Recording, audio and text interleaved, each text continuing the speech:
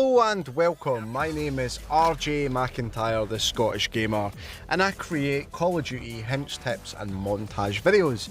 So if you want to stay up to date with all of the latest news on Call of Duty Modern Warfare 2019, start now by subscribing and clicking the bell so you don't miss anything. Modern Warfare 2019 is due to release in October 25th, 2019, with beta going live from September 12th for PlayStation users and the following week for Xbox and PC gamers. There are a few things that make Modern Warfare the first of its kind. First of all, it's the first ever Call of Duty game that will be cross-platform, so whether you play on Xbox, PC or PlayStation, you will be able to play online multiplayer in the same lobbies.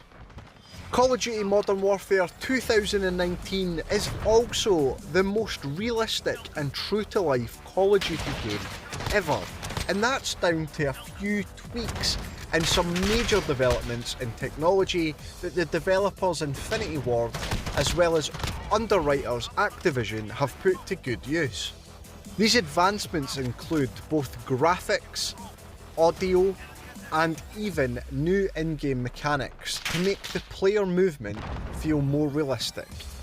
Modern Warfare 2019 follows Captain Price, a captain within the SAS UK Special Forces, and his elite group as they take on military operations around the globe.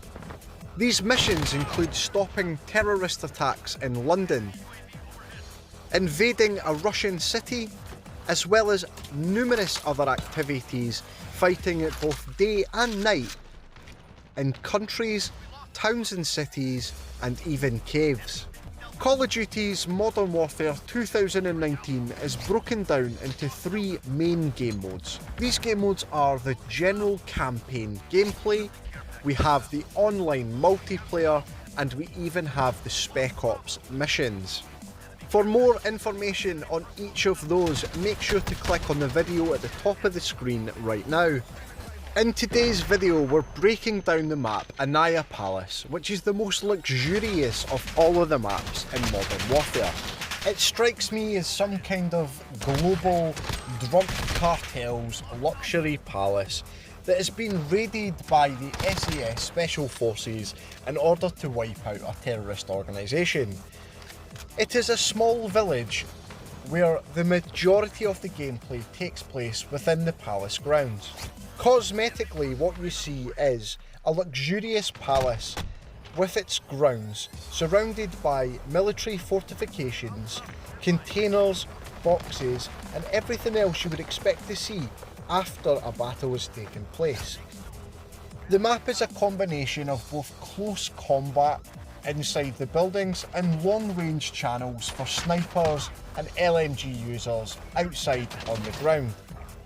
This map, more than any other, is going to favour the SMG user, the running gun style player who wants to kill and move and sweep through building after building. For this map, I would recommend an assault rifle such as the AK. I would also couple that with perks double time, kill chain, and for perk number 3, I would recommend shrapnel. In terms of kill streaks, I would also recommend aerial bombardment as the key to victory in this map. With so many open plains and very limited cover from aerial strikes, I would recommend using white phosphorus as your most ambitious kill streak, along with the precision airstrike and the infantry assault vehicle. All of those kill streaks are going to be ultimately deadly within this map, and again, due to the layout and the openness of the plains and the grounds within the palace, you should get a lot of kills using any aerial strike. Now, due to the long pathways, as well as the raised platforms in terms of the palace, I wouldn't be surprised to see some snipers within this map, especially those that have mastered quickscoping. However, personally, I do believe the assault rifle is the best weapon for this game. If you are going to use a secondary weapon, I would suggest one of the shotguns, and that's so that you can flip to the shotgun whenever you're running through a close combat situation. The time to kill in Modern Warfare is very fast, so with a shotgun or with a high fire rate SMG, you can get a kill very quickly, which means if you are using these weapons, you're less likely to die and more likely to rack up high kill streaks. Tactically, this map's power position is within the palace grounds. It is not inside the palace itself. There is a last resort stronghold that's been created using some sandbags and some crates, and that's where most of the action naturally takes place within this map. Graphically, just like every other map within Modern Warfare to date, the graphics are outstanding. The attention to detail has been so on point from the developers at Infinity Ward that I can do nothing but praise the game from everything I've seen so far. That comes down to the intricate brickwork within the stones, within buildings, even down to gravel paths. I think the ceramic work inside buildings and everything that you would want to see is just there. It just works, and it's just so accurate, it's brilliant. Audio wise, the game has been such an improvement over previous generations like Call of Duty Black Ops 4, especially looking at game modes like Blackout. The first time that Call of Duty really tried to utilise ballistics within weapons for long range sniper rifles and for different ammunition types.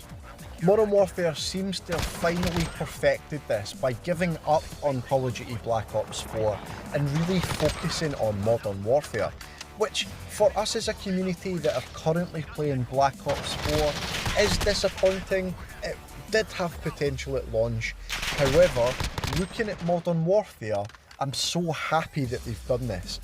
It looks like finally we'll have a game that we can be proud of and that will really reunite the Call of Duty community online.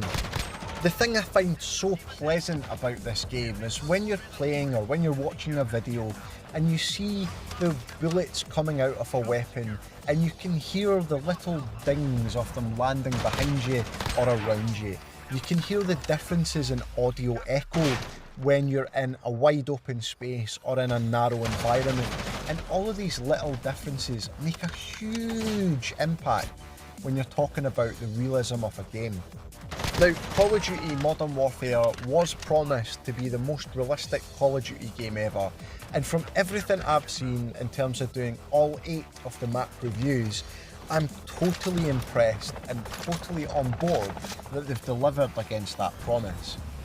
I do, however, have one or two little criticisms that I really hope they tweak over the beta testing period, and that is the loss of the HUD minimap.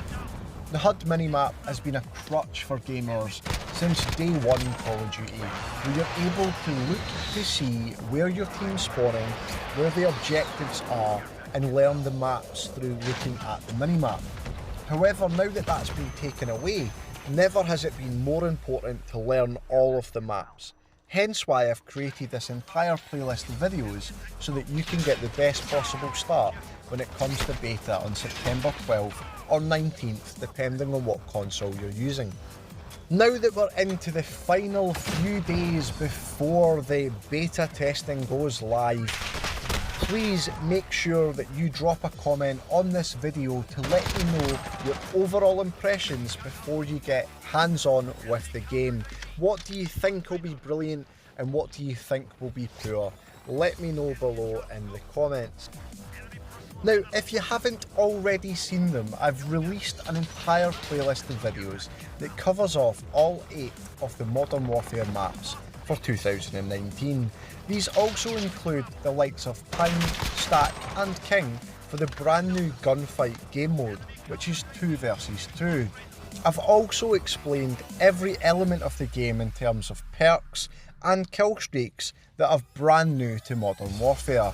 I've covered off all the leaks, the hints and the rumours, and everything that you need in order to really dominate Modern Warfare 2019. So I'd like to thank you for finishing off this entire playlist if you have done so, and if not, then please make sure to click on the cards on screen right now so that you can see the entire playlist. I want to say thanks for watching, and until next time, happy gaming.